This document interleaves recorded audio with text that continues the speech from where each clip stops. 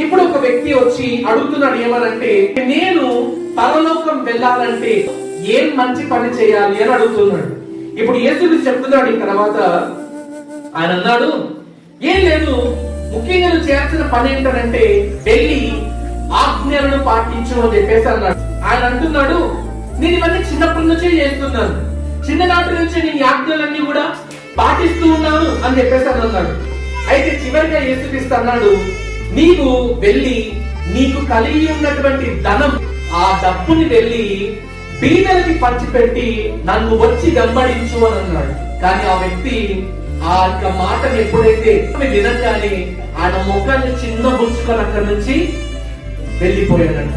ఒకవేళ నేను అంటాను, ఆ రోజు కనుక ఆ వ్యక్తి ఆ యొక్క ధనాన్ని బీదలకు ఇచ్చివేసి యేసుక్రీస్తుని వచ్చి వెంబడించుంటే ఈ రోజు మనము యేసుక్రీస్తుకి 12 మంది శిష్యులు అని చెప్పుకునే వాళ్ళం కాదు, 13 మంది శిష్యులు అని చెప్పుకునే వాళ్ళం మనం.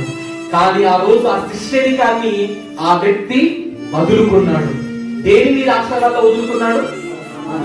ఆస్తి మీద ఆశ వల్ల వదులుకున్నాడు. ఈ రోజు ఈ వాక్యాన్ని వింటున్న ప్రియ సహోదరి సహోదరులారా, యేసుక్రీస్తు మన ముందు ఈ రోజు నిలబడి మనను ఒక ప్రశ్న అడుగుతున్నాడు.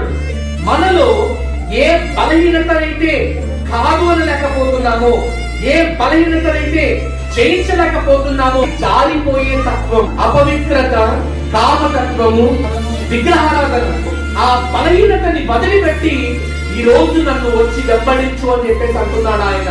మరి ఈ రోజు ఆ బలహీనతని వదలడానికి మనం సిద్ధంగా ఉన్నామా?